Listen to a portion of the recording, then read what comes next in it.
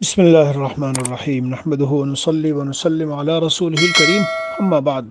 بھائیو، یہ قربانی کے تعلق سے کچھ مسائل اور ضروری باتیں چل رہی ہے۔ آج جی چاہتا ہے حکیم الامت مجدد الملت حضرت تھانوی رحمۃ اللہ علیہ کی حکمت سے بھری باتیں، بڑی عجیب باتیں ہوتی ہے جس شعبے میں بھی حضرت تھانوی رحمۃ اللہ علیہ کی تعلیمات تو بلکہ اس لیے ہمارے کابر بزرگان دین خواہ وہ کسی بھی سلسلے کے ہوں، حضرت تھانوی رحمۃ اللہ علیہ کی کتابوں کو پڑھنے کے لیے ضرور فرماتے ہیں۔ خیر وہ دوسرا موضوع ہے، تو کچھ چیزیں حضرت تھانوی رحمۃ اللہ علیہ کی پڑھ کر سناتا ہوں۔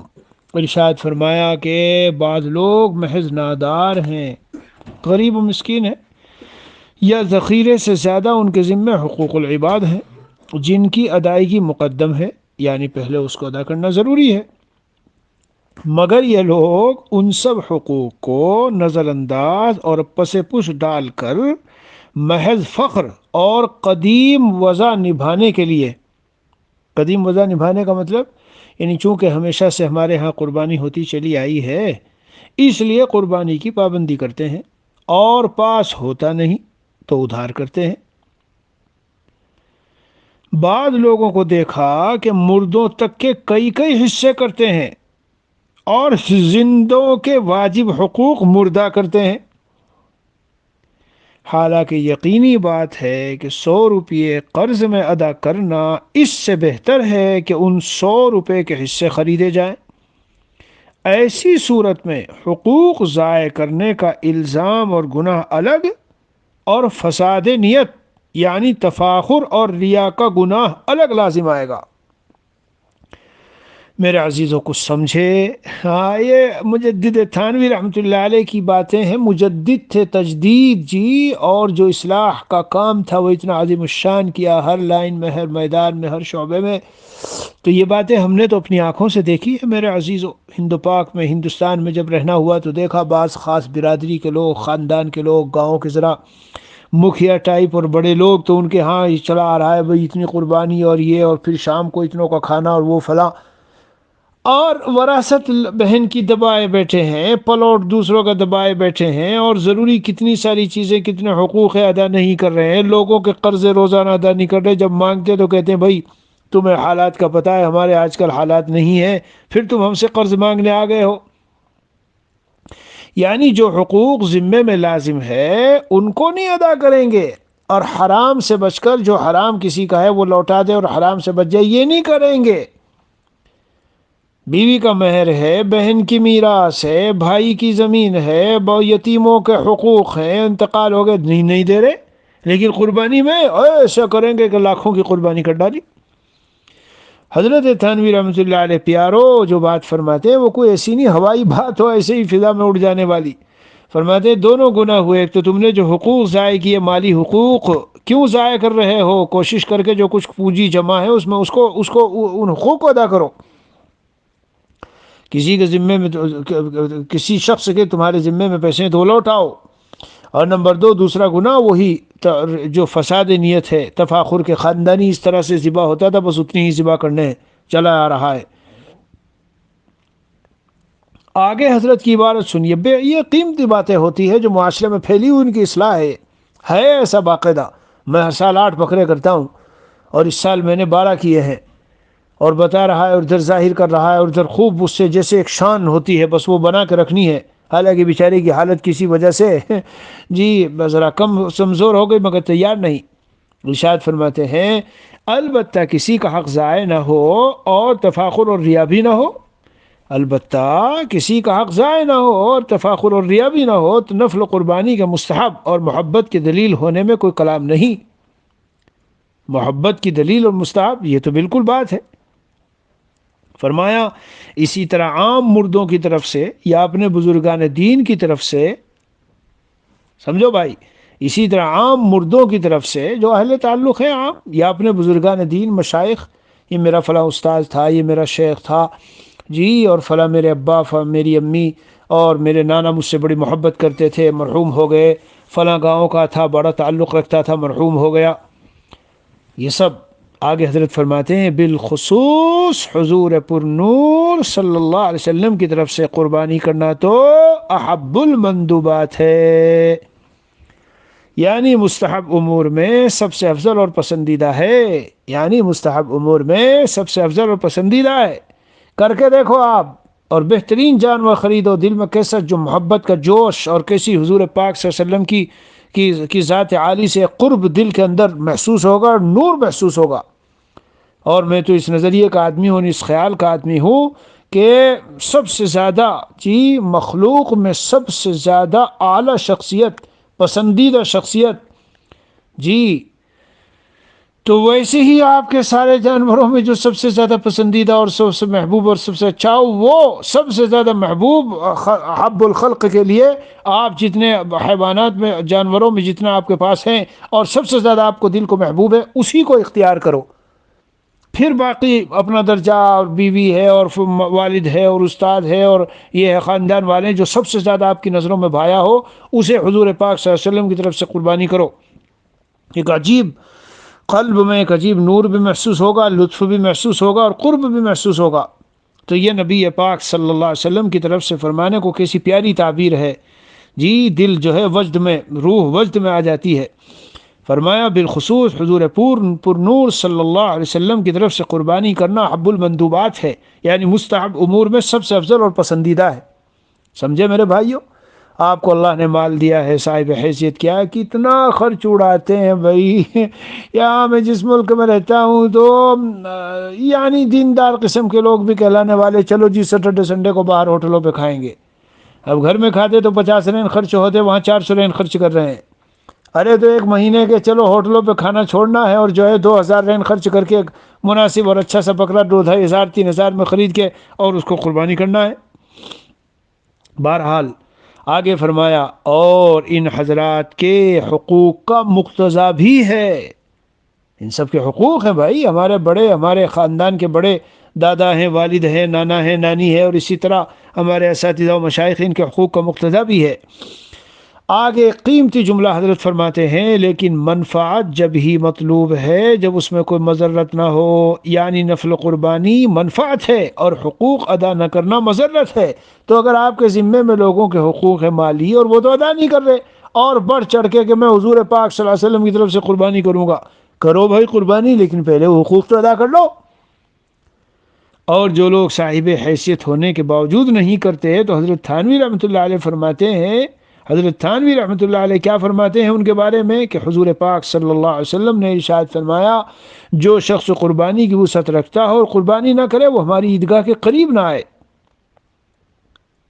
کس قدر تاکید ہے، غور فرمائیے، سنو حضرت کیا فرما رہے ہیں، غور فرمائیے کہ حضور صلی اللہ علیہ وسلم کا حکم ہے کہ جس نے باوجود وسعت کے قربانی نہ کی ہو وہ ہماری عیدگاہ کے قریب نہ آئے۔ یوں نہیں فرمایا کہ عیدگاہ میں نہ آئے، بلکہ یوں فرمایا کہ اس کے قریب تک بھی نہ آئے۔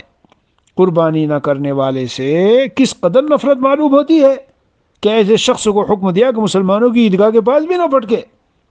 صاحبو، اگر غیرت ہو اور حضور اکرم صلی اللہ علیہ وسلم کی محبت ہو تو یہ بڑی سخت بات ہے، قریب تک نہ آئے ہماری عیدگاہ کے۔ غور کرو، پھر فرماتے ہیں مگر افسوس کہ اس قدر تو قربانی کی تاکید ہے مگر بعض مسلمان پھر بھی نہیں کرتے۔ جی ہاں، نہیں کرتے۔ بہت سے لوگ ہیں سب کچھ کریں گے لیکن جب قربانی کی نمبر آئے گا تو اس کی طرف ان کی طبیعت ہی نہیں چلتی۔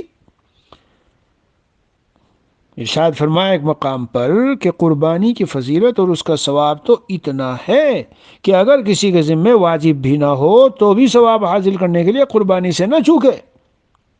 آخر دنیا کے بہت سے کام بلا ضرورت محض تفریح کے واسطے کرتے ہو، اللہ تعالیٰ کی رضامندی کے لیے اگر تھوڑا سا خرچ کرو گے تو کیا حرج ہوگا؟ اور اگر ضرورت ہی پر مدار رکھتے ہو اور یوں کہتے ہو کہ صاحب جو فرائض اور واجبات ہیں ہم تو وہی ادا کریں گے، تو دنیا کے کاموں میں اس پر عمل کیوں نہیں کرتے؟ سب حضرت تھانوی کی باتیں سنا رہا ہوں۔ فرمایا ضرورت تو اس قدر ہے کہ جان بچانے کے لیے جو کی روٹی بھی کافی ہے، گرمی سردی کی ہلاکت سے بچاؤ کے لیے موٹا ٹاٹ کا کپڑا مل جائے وہ بھی کافی ہے، پھر یہ پلاؤ اور زردے اور کوفتے کیوں کھاتے ہو، اور ململ و مخمل اور عمدہ باریک قسم کے کپڑے کیوں پہنتے ہو، اللہ اکبر، نفس کے خوش کرنے کو تو غیر ضروری کام بھی کر لیں، اور دین کے کام میں یہ پوچھتے ہو کہ صاحب کیا بہت ضروری ہے؟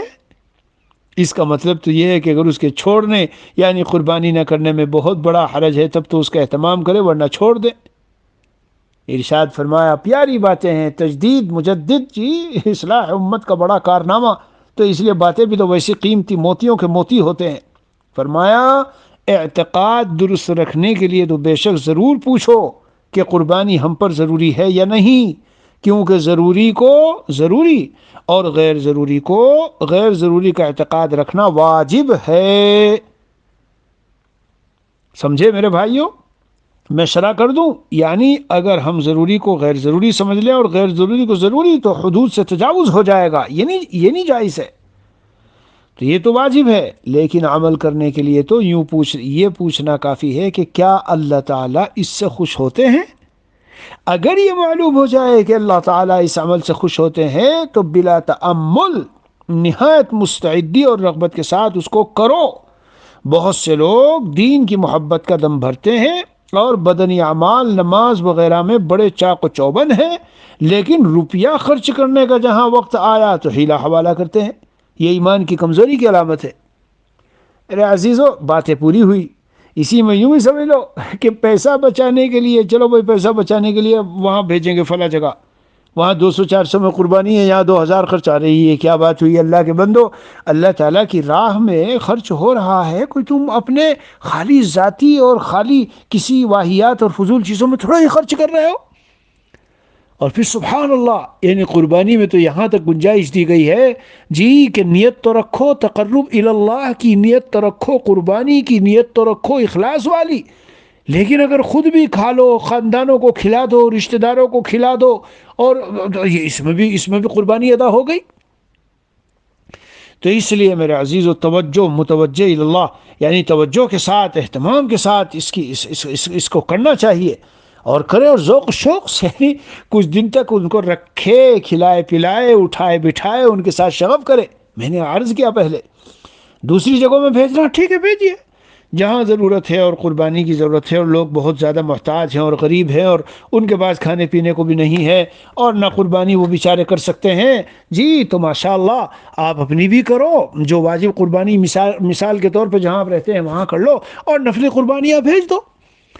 اور اگر واجب بھی بھیجنی ہے اور یہ پیش نظر ہے کہ بھئی وہاں ضرورت زیادہ ہے، بیچارے غربت پہ ہیں، ان کے لیے مسئلہ ہے، تو چلو دونوں کام ہو جائیں گے، آپ کی قربانی بھی ادا ہو گئی اور اسی کے ساتھ ساتھ غریبوں کی مدد بھی ہو گئی۔ بہت اچھی بات ہے، ایسا بھی کر لیں۔ ساؤتھ افریقہ سے اور ان ممالک سے، یو کے، امریکہ، ساؤتھ افریقہ وغیرہ، ان لوگوں یہاں سے لندن وغیرہ سے بہت سے لوگ بھیجتے ہیں، بہت اچھی بات ہے۔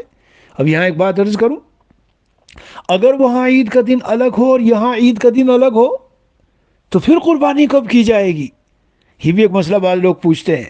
تو وہی جواب یہ ہے کہ اصل جس جگہ میں جانور ہے، جہاں قربانی کی جا رہی ہے، اس جگہ کا اعتبار ہے۔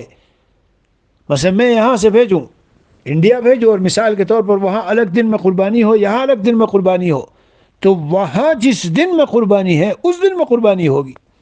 جی ہاں، وہاں جس دن میں ہے اس دن میں قربانی کی جائے، وہ ادا ہو جائے گی۔ اور گویا اصل اعتبار جانور جہاں پر ہے اس جگہ کا ہے، اصل اعتبار اس شخص کا نہیں ہے جس نے قربانی جس نے اس کے لیے پیسہ بھیجا ہے اور انتظام کیا ہے۔ بہرحال اللہ تعالیٰ کے فضل و کرم سے یہ ضروری بہت سے مسائل کا بیان ہوا، اور حضرات بیچارے محبت میں آ کے کبھی چھوٹا موٹا میسیج بھیجتے ہیں کہ جی ہم سنتے ہیں، فائدہ ہوتا ہے تو ہمارا بھی دل خوش ہوتا ہے، الحمدللہ ایک طرح کا صدقہ جاریہ بن جاتا ہے ایک طرف یہ یعنی، اور دل اس لیے خوش ہوتا ہے کہ گویا جب یہ چھوٹی موٹی محنت ہے اور لوگ نفع اٹھا رہے ہیں تو مرنے کے بعد یہ جو دینی نفع لوگوں کو پہنچائے یہی آخرت میں کام آنے والی چیز ہے، اور اس سے ہمت اور حوصلہ ملتا ہے۔ اللہ عز و جل ہمیں دین کے تمام احکام کو صحیح معنی میں سنت اور شریعت کے مطابق زندہ کرنے کی توفیق دے اور اس پر ثابت قدم رکھے، دل میں اخلاص ہو للہیت اور طریق بھی صحیح ہو۔ بہت سے لوگ ہیں جذبات بہت اچھے ہوتے ہیں جی، مگر شریعت کے احکام معلوم نہ ہونے کی وجہ سے غلط سلط کر ڈالتے ہیں، اس لیے اس سے بچنا چاہیے۔ اس سے بچنے کی صورت یہ ہے علماء و مشائخ یا اپنے وہاں کے جو حضرات ہیں ان سے مسئلے مسائل پوچھ کر، کسی بھی، یہ صحابہ کرام تمام کے تمام، یہ تو نہیں تھا کہ وہ کسی مدرسے میں پڑھ رہے ہیں اور پڑھ کر کے مدرسے میں اور سارے مسئلے مسائل سے واقف، لیکن ایک بات زندگی میں یہ تھی کہ جس طرف جو کام کرنے چلتے تو ہر مسئلے کا حکم پوچھ کے اور پھر آگے بڑھتے تھے۔ بس یہ بات اگر پیدا ہو جائے تو سمجھ لو کہ زندگی بالکل آخرت کے لیے ہماری یعنی ذریعہ نجات بن گئی اور کھیتی بن گئی۔ کما لیا اس شخص نے، ایسے شخص نے۔ ہر آدمی کا کوئی باقاعدہ عالم بننا فرض نہیں ہے۔ اللہ عز و جل ہمیں توفیق دے کہ ہم صحیح سنت و شریعت کے مطابق یہ ہم قربانی کے اعمال اور تمام اعمال کر کے صحیح معنی میں دیندار بہت سے لوگ سمجھتے ہیں نمازیں پڑھ لی، روزے رکھ لیے اور قربانی کر لی، دیندار نہیں۔ دیندار کہتے ہیں جس وقت میں اللہ تعالیٰ کا جو حکم ہماری طرف متوجہ ہے اس کو اس وقت میں بجا لانا اور پورا کرنا۔ میرے عزیزو، اس کا نام دین ہے۔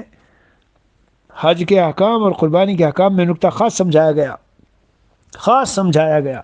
میرا اب حکم ہے حرم سے نکلو، چلو حرم سے نکل کر مکہ مکرمہ سے مینا چل دو، بیت اللہ کو چھوڑ دو، مسجد حرام کو چھوڑ دو۔ یہاں تو 1 لاکھ کا ثواب مل رہا تھا، کیا ہوا کہ مینا چلو عرفات، حج بھی نہیں ہوگا ورنہ نہیں، میں تو یہاں رہوں گا کیونکہ 1 لاکھ کا ثواب ہے، 1 لاکھ نمازیں ہیں، 1 لاکھ کے ثواب لینے کے چکر میں ہو تمہارا حج ہی نہیں ہوگا۔ تو جہاں جو حکم مل رہا ہے، سال بھر وہ جمرات ہے وہاں جاؤ، مارو کنکریاں، جاؤ میدان عرفات میں کرو دعائیں، کچھ بھی نہیں ہے، وہ ایک میدان ہے خالی، وہ پتھروں کا ایک وہ نظر آئے گا، لیکن ان دنوں میں اللہ نے عبادت بنا دیا۔ تو جس وقت جو حکم، قربانی کے دن میں کوئی روزہ رکھ کے دیکھے، اس سے 1 دن پہلے کی فضیلت اتنی ہے کہ 1 سال پہلے 1 سال بعد کے صغائر گناہ معاف کیے جا رہے ہیں، اور اس دن اگر روزہ رکھے ممنوع ہے، حالانکہ کوئی خیر روزہ تو بہت اچھی عبادت ہے۔ بہرحال اللہ عز و جل ہمیں صحیح معنی میں دین کی فہم عطا فرمائے اور اتباع کی توفیق دے۔ وصلی اللہ نبی الکریم وعلی آلہ واصحابہ اجمعین والحمد للہ رب العالمین۔